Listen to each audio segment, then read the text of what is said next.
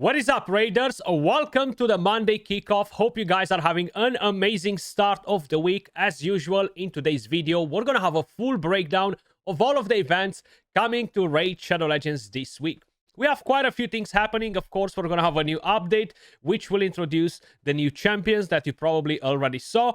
The new fusion that will start this week as well.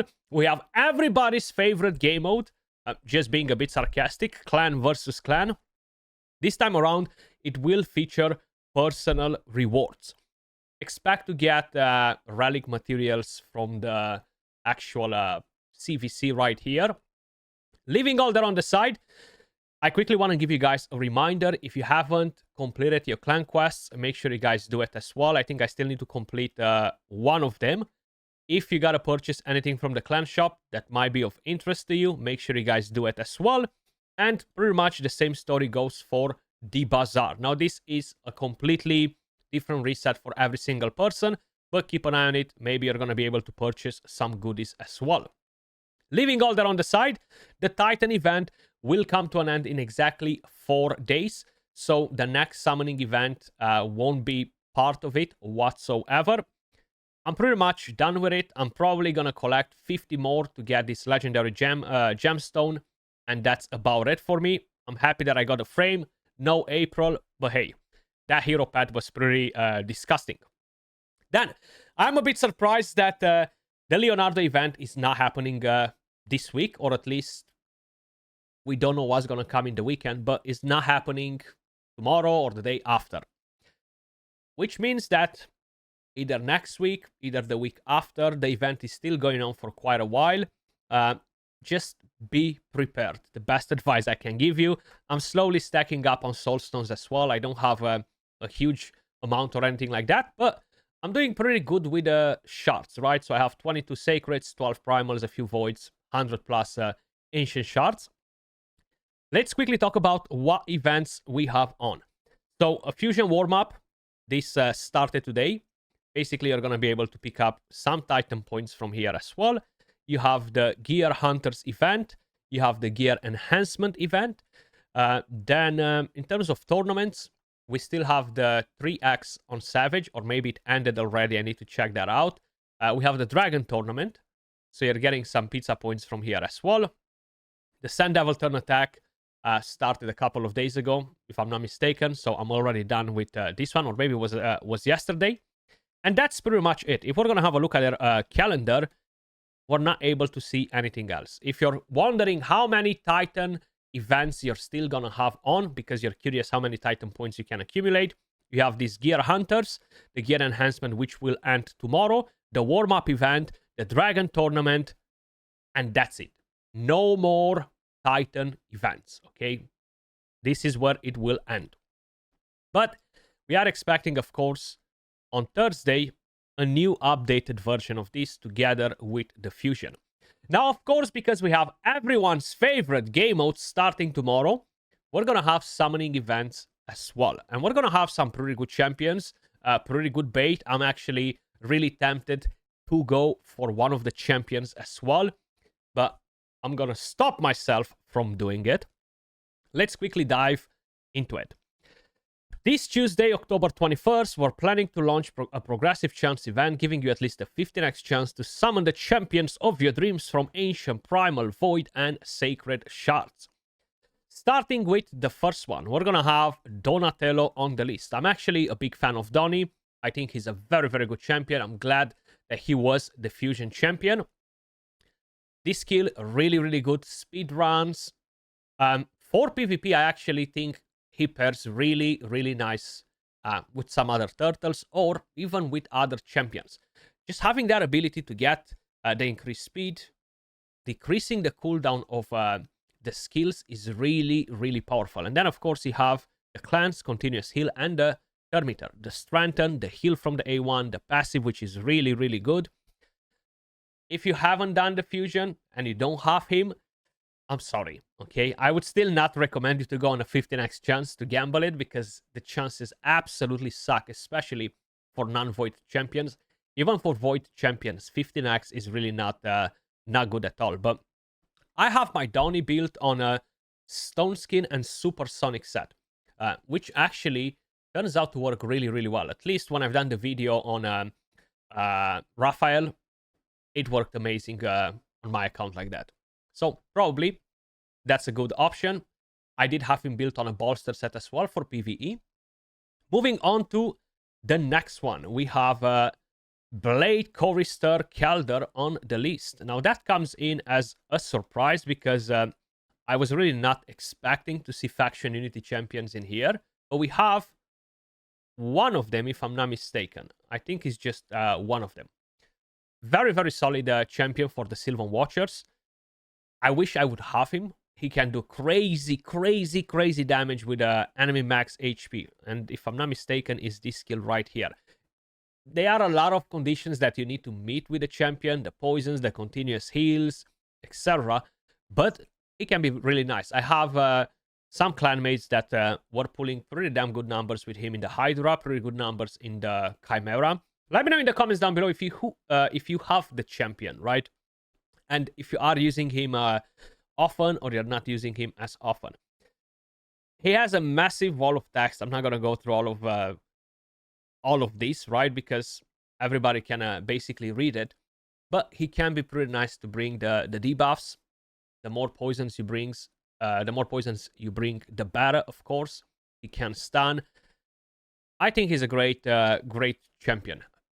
Not really like a PvP champion, but for PvE, you can definitely pull in a lot of funky things with him. I wouldn't say crazy because there's a lot of conditions, but pretty good.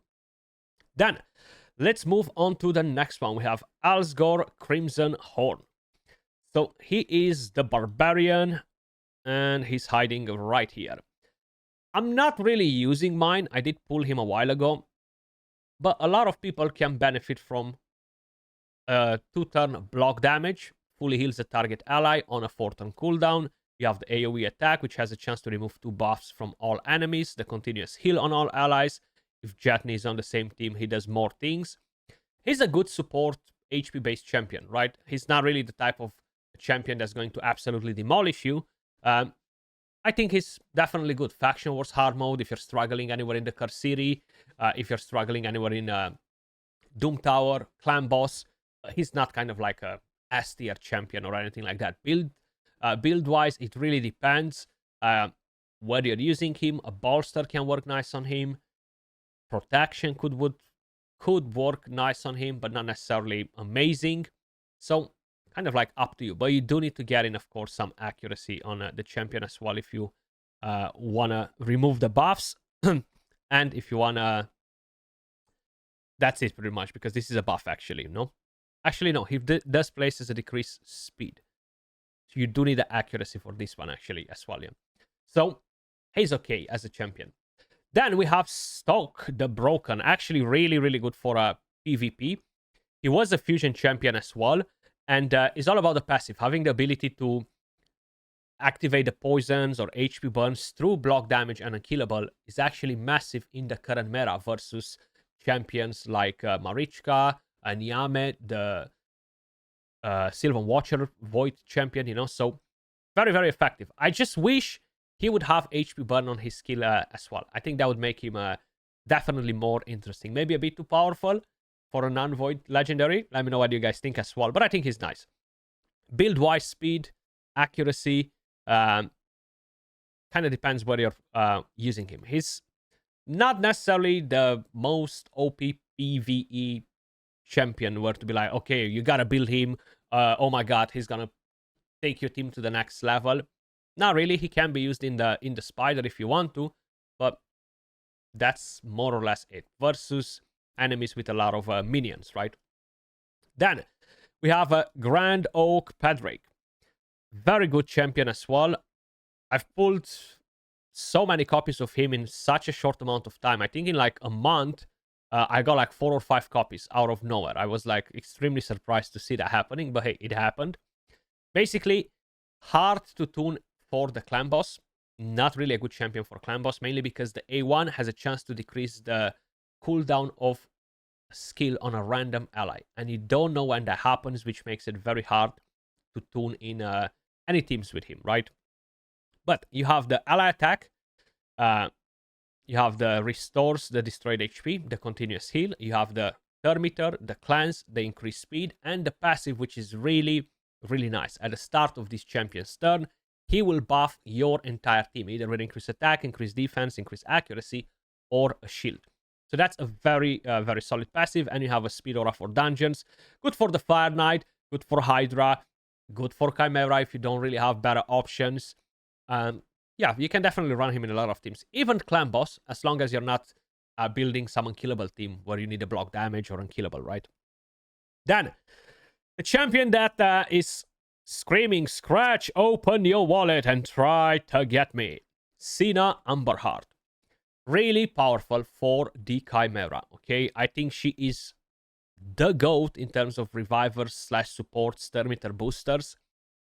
I'm always saying it, either her, either Nekmotar, but they're kind of like from two different worlds. They're not really in the same group, right? But she's very, very powerful. You have the speed aura. It's all about this freaking passive that enables your team to almost reach the turn limit count in the Chimera. And I'm not talking about the 65 or 75 turn count of the Chimera heads. I'm talking about the 1,000 turns or 1,500 turns. I've seen people getting close to that, which is crazy because she rotates your team so fast. They're taking so many turns versus a Chimera turn, and that is massive. I would love one to be able to build like a crazy Titus team with her, you know. The speed, continuous heal, revive, more continuous heal, and truth be told, I did get clapped by her in a live arena in the past a few times. I haven't seen her in a long time being used in live arena though. Then we have Yincensa. I love Yincensa, but I'll be very honest, I don't think she's that amazing. I find myself not really using her in a lot of content. Yes, Faction Wars, Curse City, she's pretty much out of all of my Hydra teams. She's not being used in my Chimera teams. It's nice that she brings the defense down and weaken. 3 immunity. This is a very good skill though. 50% Thermitter, Poison Cloud, increased speed, continuous heal, and AoE decrease attack, and the ally attack, right? But it's not because she sucks. It's because my teams are so different now that she just doesn't fit in any of those teams. But she's a very good champion. But I'm just saying, from my point of view, like, I don't think she's necessarily a must-have champion. Like, you can get the job done even without her. Then we have Raka. Very good reviver as well. Pretty useful for Chimera. Useful for Faction Wars. I would love her for Faction Wars, to be honest. Good for Curse City. Good as a carry in dungeons. You have a speed aura for all battles. A bit of healing. Increase attack. Shield. Cleanse.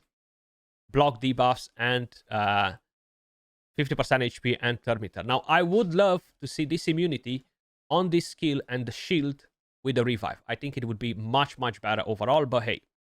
Thermitter on the passive. Relentless would work pretty well on her. Or even a reflex, but to be honest, Relentless, because she actually needs to take a turn in order to boost the Thermitter. So the more turns she takes, the more Thermitter your team will get. Moving on to Wednesday, guys, pretty much the same story. We do have Raphael as the main one in here, at least the top champion to start with. I've done a video on him the other day. I fused mine. He's okay for Arena. He's good for Arena. I still think that out of all of the turtles, he's the weakest one. I'm not going to change my mind on that, but I'm happy if you guys prove me wrong. The reason why I'm saying that is because his main speciality is kind of like Arena, while the other 3 turtles will work pretty good everywhere, right? The thing is, it just doesn't have like insane damage versus bosses. And with insane, I'm not talking about the Toshiro level or anything like that. It's just some of the champions that work really good in PvP and they have very good damage in there. And there are a lot of them, okay? There are literally a lot of them. Like, some of them just don't perform good versus a Hydra or something like that. I still don't know why, because their multipliers are like spot on. But for whatever reason, some of them just do not perform that good versus that content. One day, maybe I'll understand why that happens. Now, I've built mine on Savage, on Retaliation. I think I had counterattack accessories, if I remember it correctly, or maybe I just wanted to, some reaction. And very fast, okay? You want to dodge the Stone Skin because the Berserk just won't apply to him. And that's very, very important for his kit to get that Berserk. And in order to offer him a chance to survive, you want him as fast as possible.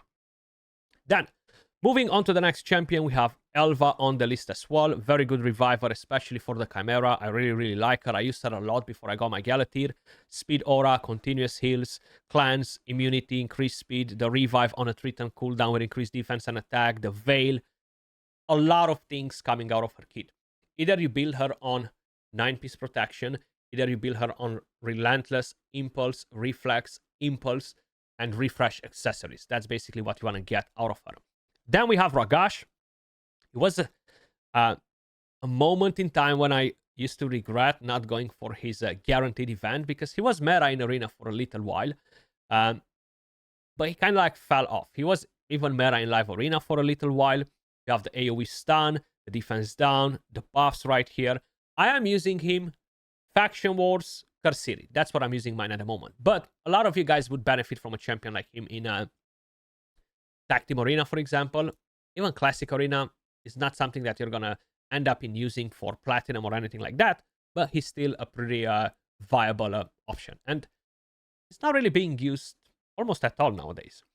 Then, a champion that I really want to get, but I'm not going to get baited this time around, and that is Glakead.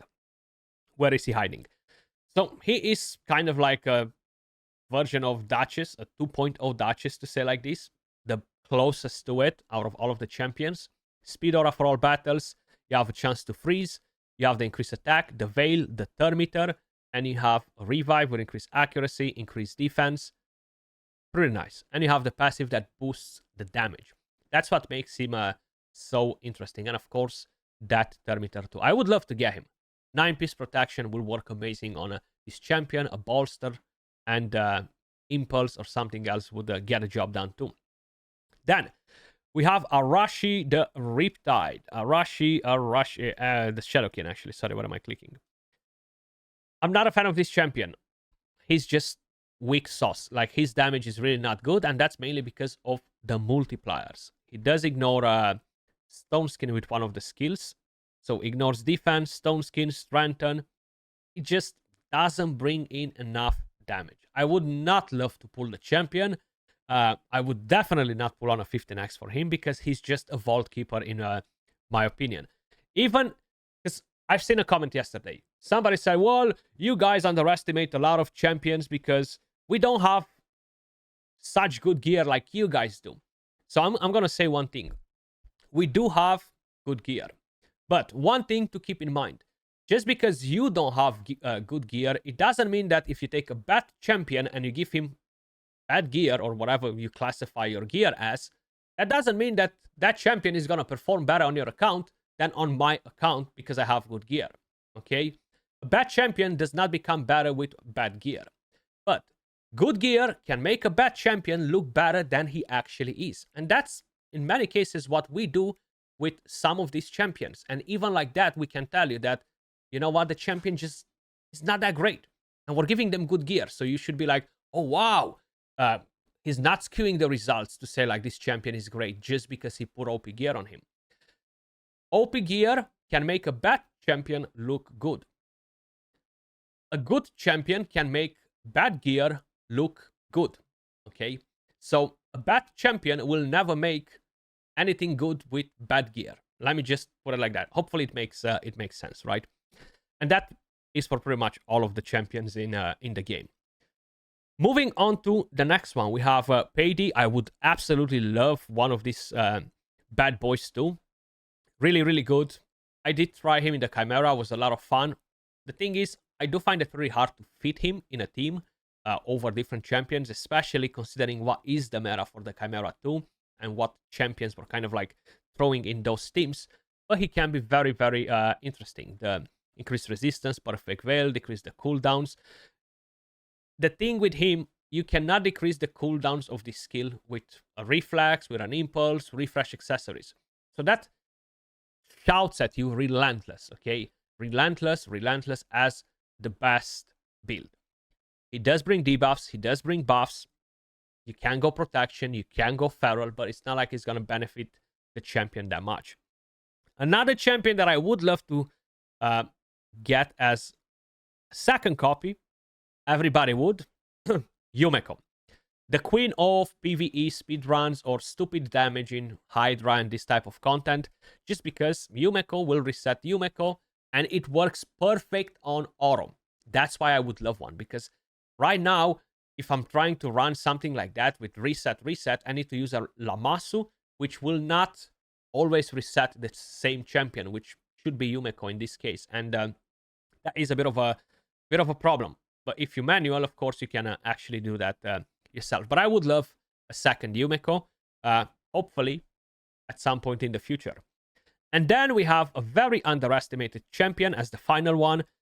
I think he's great. I've done a video a while ago on him, kind of like recent-ish. Really, really good. Decent damage. He did get a buff since they've introduced this champion as a fusion a few years ago. My brother Dracula destroys max HP, healing, AoE attack. Leech has a chance to steal Thermeter. Really, really nice. And you have defense down, block active skills, perfect veil. Block active skills is massive versus mythical champions. I'm not telling you to go and use him in top 10 Platinum Arena, but you can definitely use him in a lot of areas and absolutely smack your opponents. Plus, he has this revive on that when he kills an enemy. That's pretty much it for this Monday kickoff, guys. I'm not expecting an update that will bring in any changes to the game. I know they've mentioned they're gonna do live arena kind of like to be opened non-stop. I'm still not sure when they're doing that. Hopefully soon. And we're kind of like getting close to the next part where we're expecting a video from Plarium to show us what's next in Raid. Okay, I am definitely expecting to have a massive update in around a month and a half from now, because they're doing it every single year. What type of content? No freaking idea. But much love, appreciate all of you guys watching, and I will catch you all in the next one. Peace.